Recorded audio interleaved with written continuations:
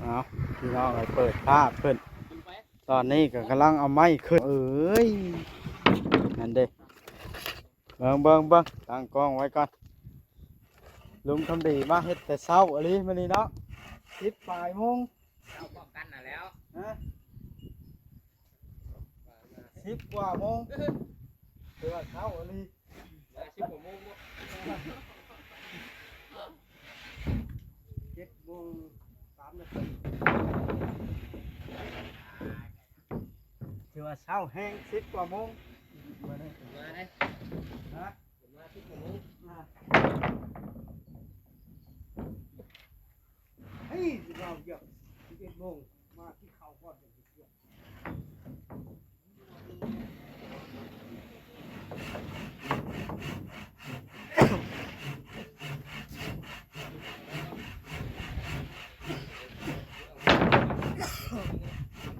บ้าโตแป้นเปียกมันนักเนาะ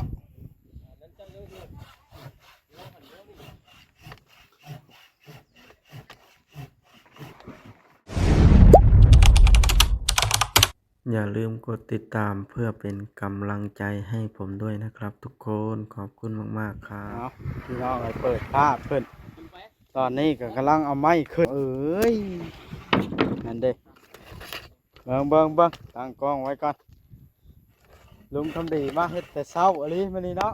10 บ่ายโมงเอาป้องกันน่ะแล้วฮะ10 กว่าโมงเดือเช้าอะไร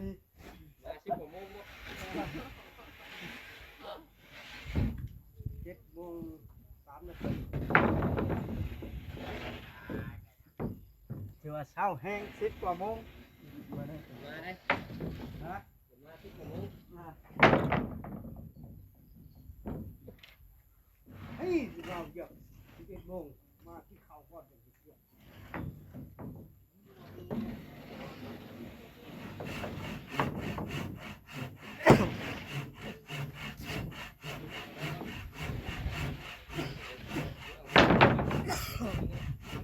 บ้าโตแป้นเปียกมันนักเนาะ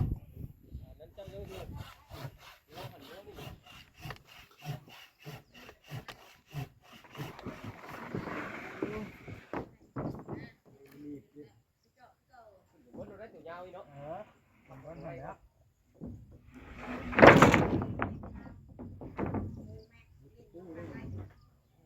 นอนออก แข่ง แล้ว แข่งดี นี่นอนลง แข่งแล้วพอดีเสียง นี่ ดี บ้าง ห้อง เด็กแสลงนี่ปะฮะ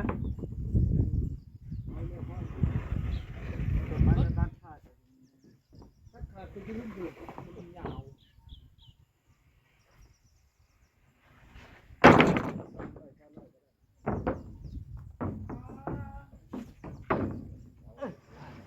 แฟนก็ได้ตอบนะ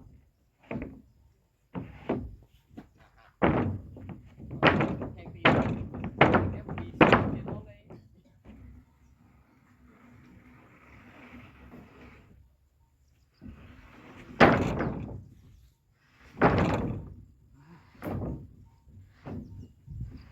ทำที่ย่างหวานเนาะลุง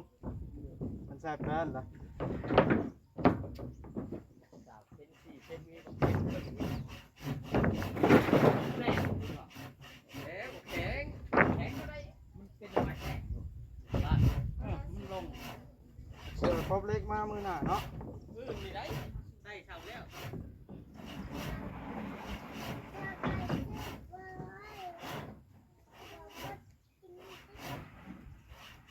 เรื่องแนววัดนะ ถึงพอดี ทางนี้มันหักไป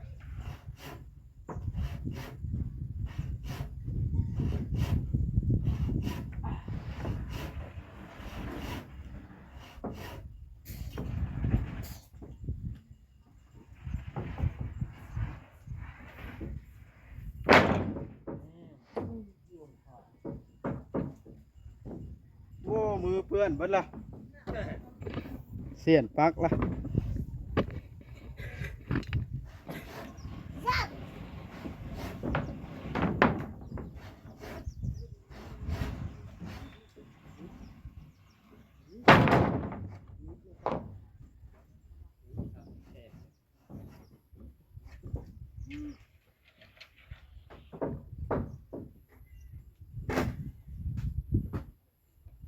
ขึ้นมาอยู่เทิงนะฮะ เงินได้แป้นยาวได้เงินพอเนาะ ไว้ไว้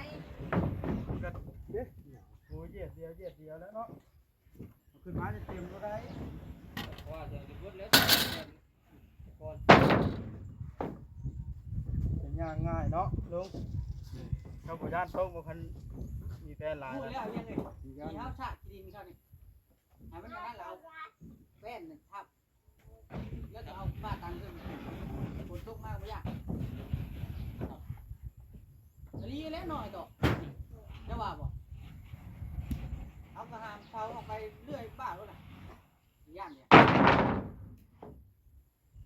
เป็นนะเขา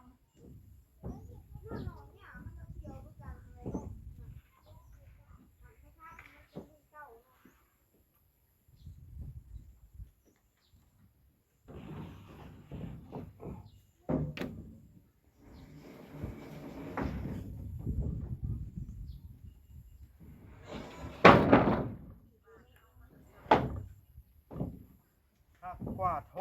เนาะพวกมาแล้วบอก แล้วพวกนั้นไม่เป็น จะเต็ง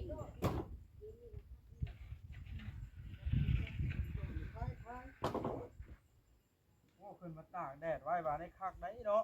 มันต้องแห้งเนาะลุง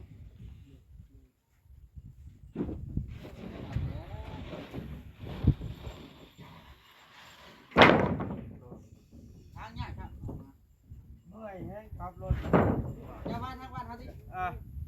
โอ้ยมันรอดหรอกจะมาทางนั้น เมื่อยครึ่งรถ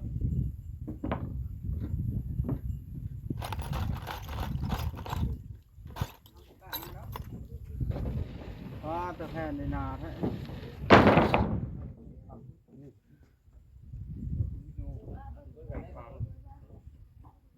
แล้วไม่บ่ได้เข้าอันห้องเลื่อยเฮ้ยมันยาวเขาเราแก้มาห้องเลื่อยบ่ได้เนาะมันได้แต่4 เมตรน่ะไม่เข้าห้องเลื่อย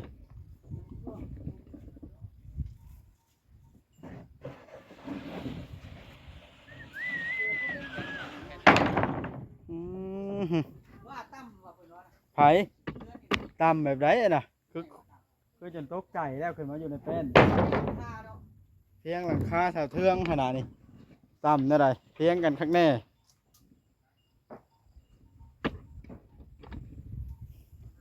พัดเตอร์ขอย่อไม้จนคัดคอตัวนั้นกับ6 เมตรคือกันบ่โอ มีไว้จะขึ้นใช่ไหมขนาดนั้น เอามาขึ้นเลยได้เนาะ 6 เมตรเลย นั่นเด้โยไม้ยาวแม่นมันพอพุ่นน่ะมะนี่ โอ้ยนะไม่อยาก เนาะ ใช้กล่องเป็นปูซัน มื้อไหน เพราะว่ามันมาตัดไอ้นี่เด้มันมาตัดกันไดออกนี่มันก็ตัดนะบ่แม่นบ่ ฮะ ตัดกันไดออกนี่มันตัดแต่ต้องเอาจุดชุบนี้ไปใส่ ทางคันใดนี่ปะ แม่ ยังคู่ให้ได้ขึ้นทั้งเฮือนได้เฮ็ดอันคันใดอยู่พื้น ก็จังว่าแหละ ฮะบ่ให้ขึ้นยังคู่เนาะ ขึ้นนี่แหละนี่ครูมันก็ขึ้นคือกันแหละ แม่นบ่ แม่น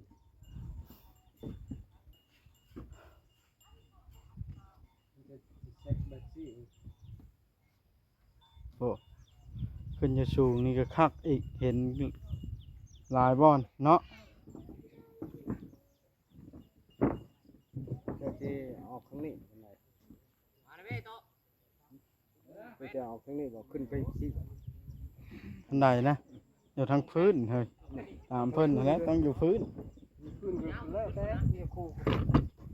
ลุ่มไปแล้ว เนาะแต่ครูก็อยู่นอกเนาะ นี่หลังเขาได้ เข้าได้บ่ ไรเพิ่นเขาไปได้ยังเขา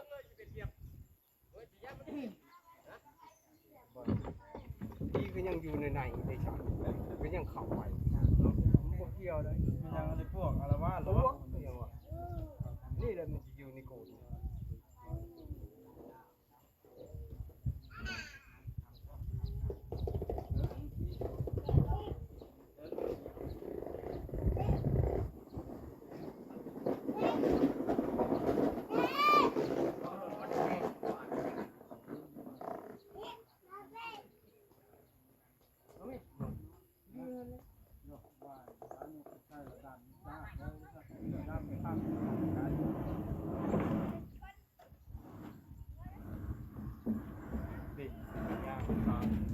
ที่เห็น หามชนมันนะเอานะ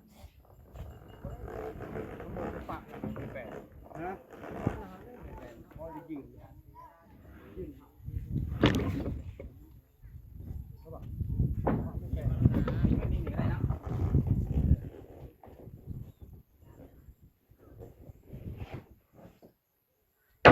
โอ้ข้าวแห้งตัวนี้เนาะ ตัวนี้ยาวกว่า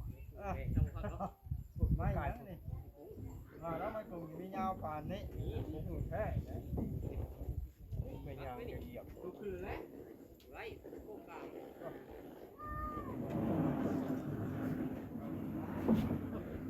ไปชิ้นเลย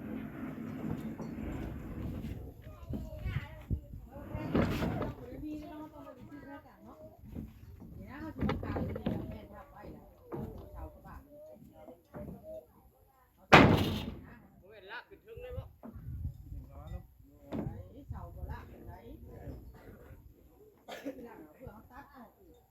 เต่านะขึ้นทึงเกิดมาทึงที่ได้ เฮ็ดอยู่ทั้ง ขึ้น นะ มาเห็ดจะทึงมัน เรา แล้ว มัน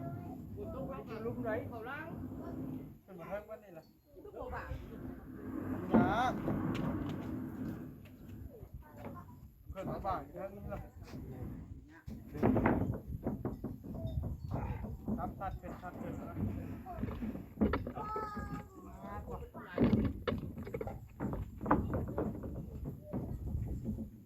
ยาวข้างแห้งตัวนี้เนาะ เป็นเช้าว่าเขาให้ ยาวข้างแล้วมันฟอด บันไดขึ้นนะขึ้นบันได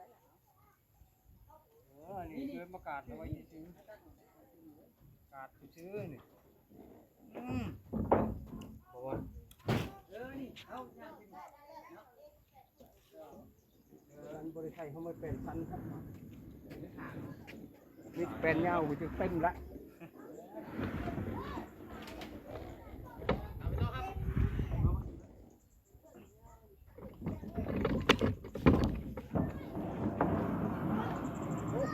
เดี๋ยวครับแป๊บนึงกัน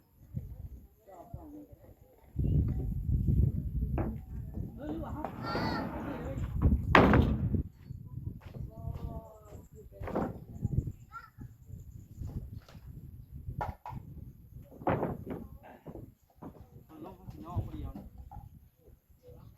เป็นย่อผู้เดียวเลยก็ให้ย่อนั่นเลยนะ พักเลย ยาวเนาะ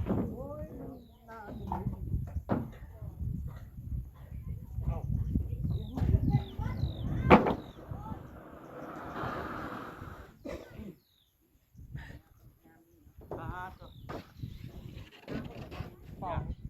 อยากไม่ถือข่อยบนเด้อทางก็วางมือเด้อ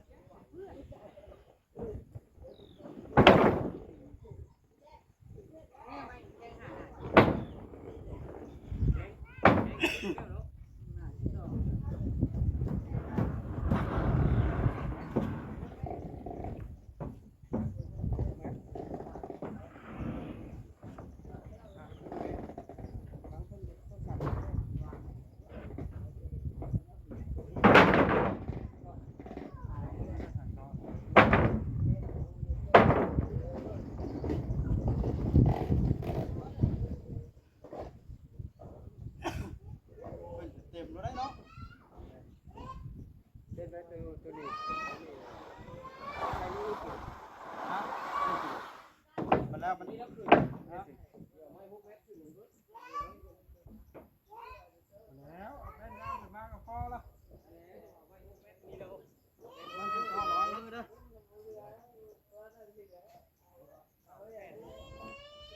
ขึ้นมาแล้ว มีตัวหนึ่งเสียลูก โจมนี้เนาะ นี่ เขาก็โจมมองเนาะลุง แม่ตัวบาท แต่ว่าอยู่ขอบนะ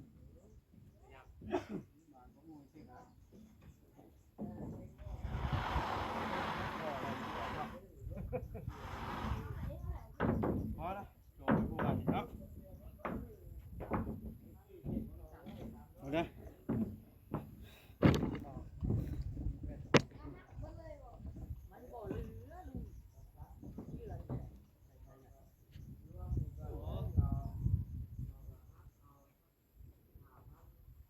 มันได้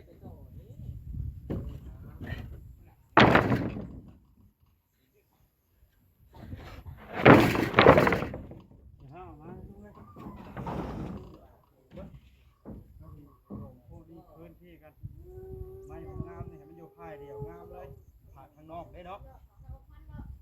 ยังเป็นคนได้ก็ได้ยังขึ้นมาก่อนได้โตมาเนาะ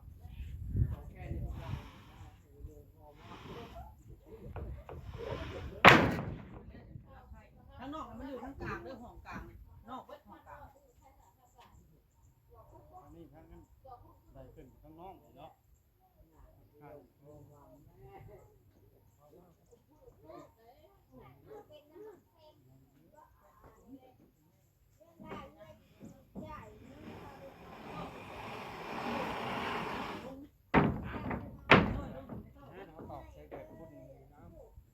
ลุกแก้ไปนะส่วนนี้เป็นใครได้โอ้ได้ถึงยับพวกนั้นคืนคุณถ้ากระโจมอ้อยแบบเฮานี่นะ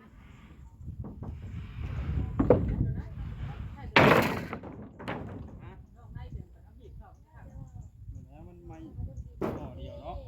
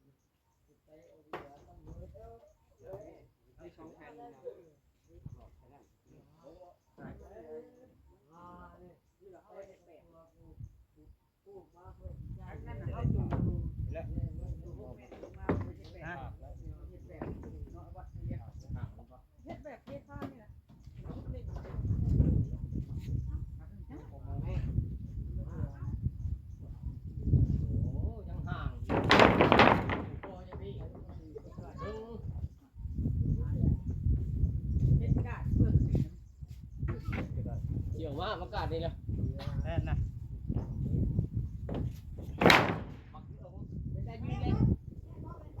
เอาสมิริยับเขามาหาออก เป็นเพื่อนแล้วเนาะเป็นเดิมเนาะเป็นเพื่อนเป็นชาติแล้วเนาะ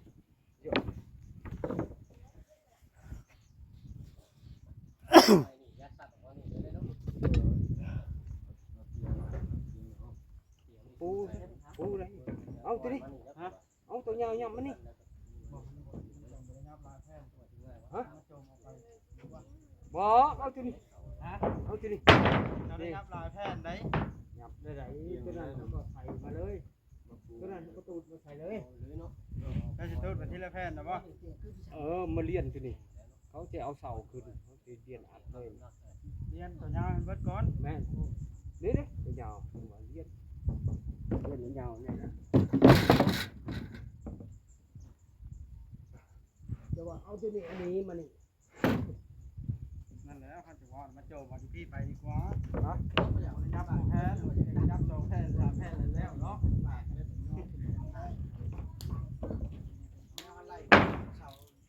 มันจะยับอยู่คนมันจะยับผู้แพทย์ไหนลงเลย เอาเตียงตัวนี้ออกมาไปแปลงน้ำเดียวกันใกล้กันตั้งล่างอันนี้ ยับไปเลยเอาที่พี่ไปมันก็จะยับน้อยแพทย์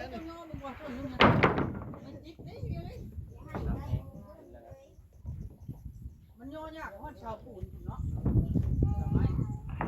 ว่าโยนนี่ก่อนได้บัดตั้งเช่าเนาะให้กันได้เอาลอง เ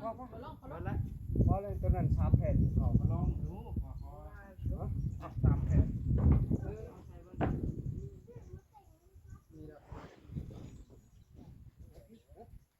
สบายดีจังเนี่ย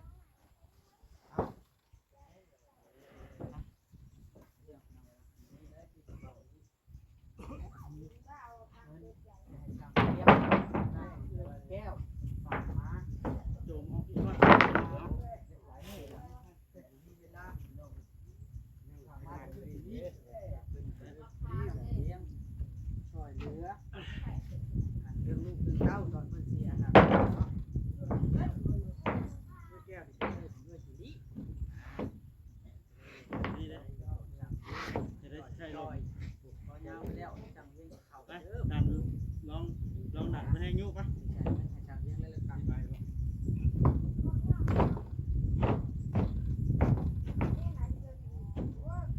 พวกไปเลยไปไหนอันไหนลงละลงนั่นดินี่ทำแห้งบ้าง เอาลึกแสลงบอกกัน ทำแห้งบ้างเนาะโอ้ลงละทำไมมันงัดตื้อใช่เนาะ แก้วเด้อ